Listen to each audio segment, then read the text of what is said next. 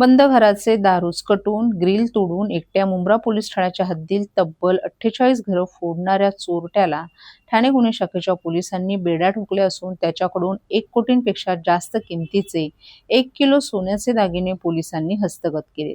शिवाजी संते असे या सराईत चोरट्याचं नाव असून तो टिटवाळा येथील राहणार आहे. त्याने मुंब्रा भागात 48 घरफोड्या केल्यात, तर कल्याण आणि उल्हासनगर या पोलीस ठाण्यात यापूर्वी 4 गुन्हे त्याच्यावर दाखल आहेत. या 48 घरफोड्या त्याने मागील 2 वर्षात केल्याची कबुली दिली असल्याची माहिती ठाणे गुन्हे शाखेचे पोलीस उपायुक्त अमरसिंग जाधव यांनी एका पत्रकार परिषदेत दिली. मागील 2 वर्षात दिवापूर्व मुंब्रा या परिसरात बंद घराचे बाथरूम खिडकीचे ग्रिल उचकटून तसंच मुख्य दरवाजाची कडी कोयंडा उचकटून मागील 2 वर्षांपासून घरातील सोन्या चांदीचे दागिने लंपास केल्याप्रकरणी मुंब्रा पोलीस ठाण्यात तब्बल 48 गुन्हे दाखल झाले होते. परंतु या गुन्ह्यातील आरोपी पोलिसांना मिळून येत नव्हता. या गुन्ह्याबाबत पोलीस आयुक्त आशुतोष डुमरे यांनी गुन्हे शाखेस सूचनाही दिल्या होत्या. त्यानुसार मागील 6 महिन्यांपासून गुन्हे शाखा घटक 1 चे वरिष्ठ पोलीस निरीक्षक सचिन गायकवाड यांचं पथक त्या आरोपीच्या शोधात होते. त्यातच 8 फेब्रुवारी रोजी दिवापूर्व मुंब्रा येथे बंद घराचे मुख्य दरवाजाचे कडी कोयंडा आणि टाळे तोडून घरफोडी झाली होती. या दाखल गुन्ह्यामध्ये तपासात घटनास्थळावर मिळालेल्या सीसीटीव्ही फुटेजनुसार एक संशयित त्या दिवशी घटनास्थळावर आल्याचं गुन्हे शाखा घटक 1 चे पोलीस हवालदार संदीप महाडिक आणि त्यांच्या पथकाला निदर्शनास आलं.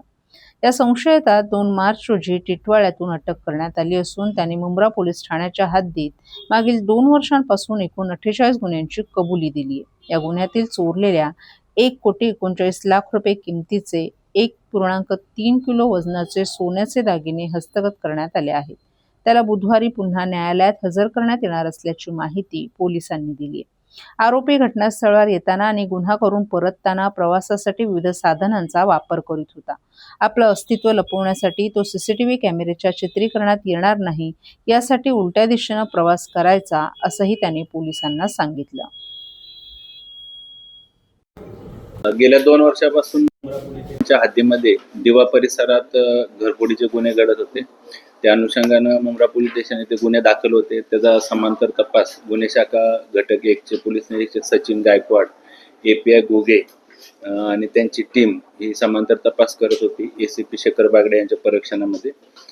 त्यामध्ये पोलीस हवालदार संदीप महाडिक, पोलीस हवालदार प्रशांत लवटे, पोलीस शिपाई अमोल ढावरे आणि पोलीस शिपाई सागर सुळकर यांना गोपनीय माहिती मिळाली. त्याच प्रकारे तांत्रिक विश्लेषण सीसीटीव्ही फुटेजच्या आधारे या टीमने सदर घरफोडीचा आरोपी निष्पन्न केला. याचं नाव आहे शिवाजी संते, हा राहणारा टिटवाळा कल्याणचा आहे. त्याला अटक करण्यात आली. त्याच्याकडून एकूण 48 गुन्हे उघडकीस आलेले आहेत घरफोडीचे, ज्यामध्ये 1 किलो इतका सोन्याचा मुद्देमाल जप्त करण्यात आलेला आहे, ज्याची किंमत 1,39,00,000 इतकी आहे. या आरोपीवर यापूर्वी 4 घरफोडीचे गुन्हे दाखल आहेत. त्याचबरोबर या आरोपीचा पोलीस कस्टडी रिमांड आजपर्यंत आहे. त्याला दुसऱ्या गुन्ह्यामध्ये देखील आम्ही ट्रान्सफर करत आहोत.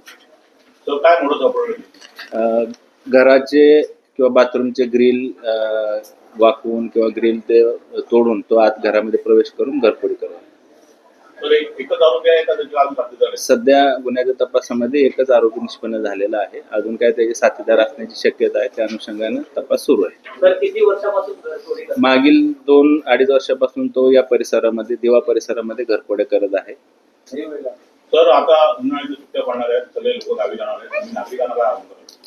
नागरिकांना या निमित्तानं आवाहन करतो की जे आपले सोसायटीज आहेत त्या सोसायटीच्या ठिकाणी सुरक्षा रक्षक, सिक्युरिटी गार्ड्स ठेवणं आवश्यक आहे. त्याचबरोबर आपल्या घराच्या बाहेर सीसीटीव्ही फुटेज उपलब्ध होईल या अनुषंगाने सीसीटीव्ही कॅमेरा लावणे देखील आवश्यक आहे.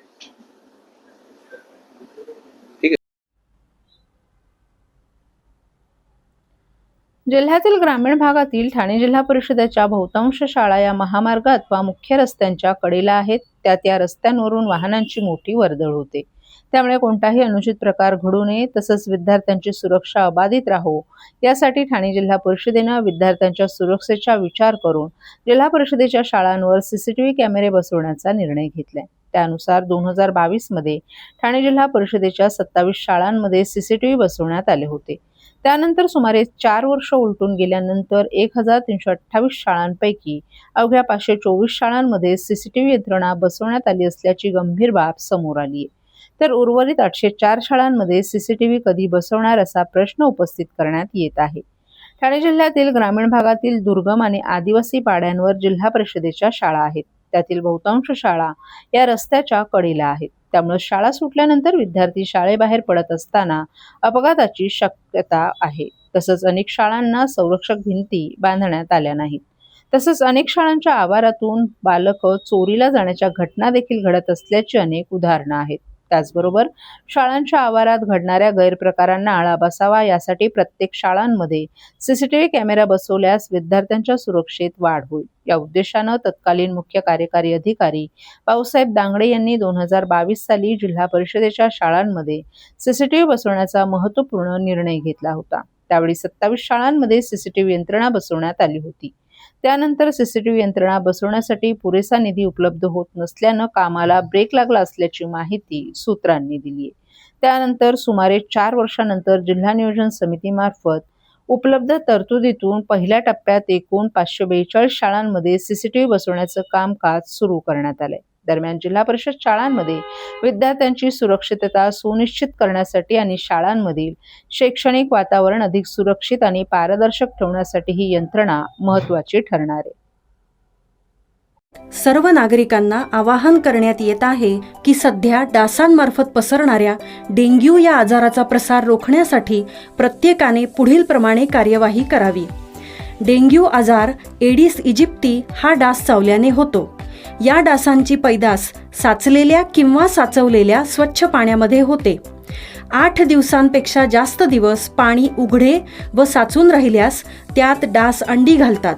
अंड्यांच्या अळ्या तयार होऊन पुढे डास तयार होतात. यासाठी आपल्या घरातील पाणी साठे उदाहरणार्थ बॅरल्स, पिंपे, टाक्या, हौद, रांजणे इत्यादी दर आठवड्याला रिकामे करून घासून पुसून कोरडे करून पुन्हा भरावे. 1 दिवस कोरडा दिवस म्हणून पाळावा.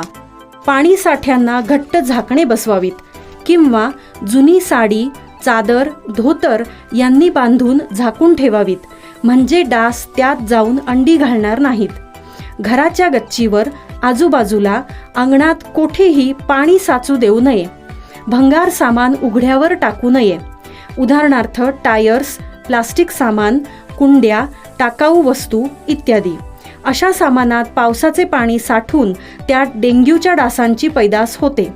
घरातील कूलर्स, फ्रीजच्या पाठीमागील ट्रे हे देखील वेळोवेळी कोरडे करावेत.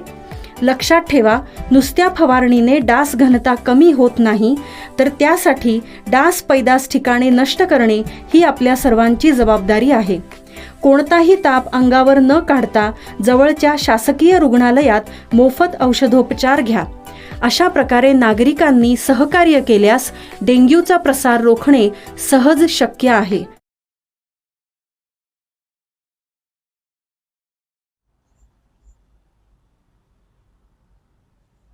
महापालिका निवडणुकीनंतर लोकप्रतिनिधींच्या हातात सत्तेच्या चाव्या आल्या तरी स्थायी समिती सदस्य, स्वीकृत नगरसेवक, परिवहन समिती आणि विषय समिती यांच्या सदस्य निवड प्रक्रियेस अद्याप मुहूर्त मिळाला नसल्यानं सदस्य निवड प्रक्रिया लांबत चाललीये.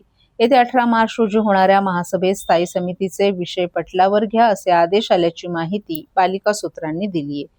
तर दुसरीकडे नवी मुंबईचे गणित अद्यापही न बदलल्यामुळे ही निवड लांबणीवर पडल्याची चर्चा राजकीय वर्तुळात सुरू झाली आहे.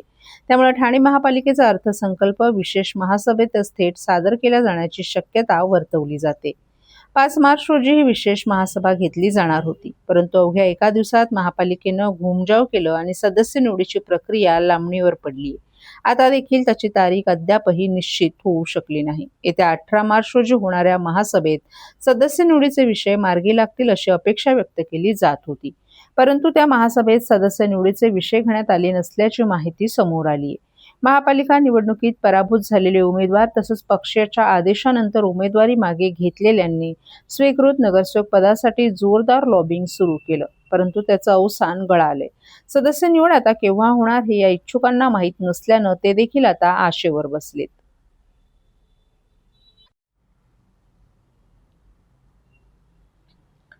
प्रभाग क्रमांक 13 मध्ये महापौर शर्मिला पिंपळकर यांच्या नेतृत्वाखाली राबवलेल्या सर्वंकष स्वच्छता मोहिमेस नागरिकांचा उत्स्फूर्त प्रतिसाद. ठाणे महानगरपालिकेच्या माध्यमातून महापौर शर्मिला पिंपळोळकर यांच्या नेतृत्वाखाली आज प्रभाग क्रमांक 13 मध्ये सर्वकष स्वच्छता मोहीम राबवण्यात आली. माझा परिसर मी स्वच्छ ठेवून ओला कचरा सुका कचरा वर्गीकरण करणार अशी शपथ घेऊन या ज्ञानेश्वर चौक येथून या मोहिमेला प्रारंभ करण्यात आला. या मोहिमेत स्थानिक नगरसेवक अनिल भोर, नगरसेविका निर्मला कणसे, वर्षा शेलार, शहाजी खुसपे, उपायुक्त दिनेश तायडे, आरोग्य अधिकारी डॉक्टर राणी शिंदे तसंच स्वच्छता कर्मचाऱ्यांसह नागरिकही मोठ्या संख्येने उपस्थित होते. या स्वच्छता मोहिमेदरम्यान ज्ञानेश्वर नगर चौक ते मराठा सर्कल, ज्ञानेश्वर नगर ते नितीन सिग्नल, नितीन ते कोरम मॉल, नितीन ते पप्पू ढाबा, देव अशोका ते आरोग्य केंद्र, सिद्धिविनायक चौक ते आनंद साळवी, समतानगर आणि वैतीवाडी 2 आतील परिसर तसंच दर्यासागर हॉटेलपर्यंतचा परिसर स्वच्छ करण्यात आला. तसंच ज्ञानेश्वर नगर सर्कल ते आतील परिसर, पप्पू ढाबा ते पाईपलाईन, हाजुरी शौचालयापर्यंत, भुयारी मार्ग आणि नितीन सर्कल तसंच ज्ञानेश्वर नगर सर्कल ते नाना नानी पार्क रोड नंबर 23 लगत या भागांमध्ये देखील स्वच्छता करण्यात आली. या मोहिमेत कचरा उचलणं, रस्ते स्वच्छ करणं, गटारे आणि नाले साफ करणं तसंच कचरा हटवण्याची कारवाई करण्यात आली. शहर स्वच्छ ठेवण्यासाठी महापालिका दैनंदिन साफसफाई करत असतेच. याचबरोबर नागरिकांनी देखील महापालिकेला सहकार्य करावं असं आवाहन यावेळी महापौर शर्मिला पिंपळोळकर यांनी केलं आहे. गेल्या काही दिवसांपासून ठाणे शहरात पाण्याची मोठी समस्या निर्माण झाली आहे. पाणी वितरण करणारी यंत्रणा सदोष असल्यानं पाण्याचा पुरवठाच होत नाही. त्यामुळे आपल्या घरातही पाणी आलं नाही असा आरोप करत राष्ट्रवादी काँग्रेस शरद पवार पक्षाचे नगरसेवक अभिजित पवार यांनी थेट ठाणे महानगरपालिका मुख्यालयाच्या आवारातच आंघोळ केली आहे. ठाणे महानगरपालिका हद्दीत पाण्याची मोठी टंचाई निर्माण झाली आहे. ठाणे शहराला 621 दशलक्ष लिटर्स पाण्याची गरज आहे. मात्र प्रत्यक्षात 550 दशलक्ष लिटरच्या आसपास पाणी पुरवठा होत आहे. त्यामुळे मोठ्या प्रमाणात पाणी टंचाई भेडसावते. गेल्या काही दिवसांपासून दर आठवड्यात निर्जळी घेण्यात येत आहे. गेल्या 2 दिवसांपासून कळव्यात प्रचंड पाणी टंचाई भेडसावते. बुधवारी अनेक सोसायट्यांमध्ये पाणीच आले नसल्यानं नागरिक संतप्त झाले. या संतप्त नागरिकांच्या भावनांना अभिजित पवार यांनी अनोखं आंदोलन करून वाट मोकळी करून दिली. अभिजित पवार हे साधारण 1:30 वाजण्याच्या सुमारास पालिका मुख्यालयात आले. पालिका मुख्यालयाच्या आवारात असलेल्या नळावर बादली पाण्यानं भरून पोर्चमध्येच आंघोळ केली. याबाबत पत्रकारांशी बोलताना पवार यांनी पाणी वितरण करणारी यंत्रणा सदोष आहे. पाणी सोडण्यासाठी जी माणसं तैनात केली ते पक्षपात करत असल्याचं सांगितलं. अधिकाऱ्यांना फोन केल्यास ते उद्या बघू असं सांगतात. आज आपल्या घरात पाणीच नसल्यानं नाईलाजानं इथं येऊन आंघोळ करावी लागली. त्यामुळे जर पाणी संकट दूर न केल्यास यापुढे अधिकाऱ्यांच्या घरात जाऊन आंघोळ करू असा इशाराच पवार यांनी दिलाय. नाहीये ठाण्यात पारसिक नगर माझ्या प्रभागामध्ये पाणीच नाहीये. पर्याय नव्हता, कारण की 621 MLD पाण्याची गरज ठाणे महानगरपालिकेच्या हद्दीमध्ये आहे. 23 लाख लोकसंख्या आहे आणि त्याच्यामध्ये 580, 585, कधी कधी 590 MLD पाणी ठाणे महानगरपालिकेच्या हद्दीत येतं. सो बाकीचं पाणी जातंय कुठे? पाणी पाहिजे ना. नागरिकांच्या व्यथा आहेत. ऑफिसेसमध्ये तुम्ही जर संध्याकाळी येऊन बघाल तर पाण्यासाठी किती रणरण असते पारसिक नगर किंवा कारेगावला ते बघा. आनंद विहार सोसायटी असेल तिथे पाणी नाही आहे.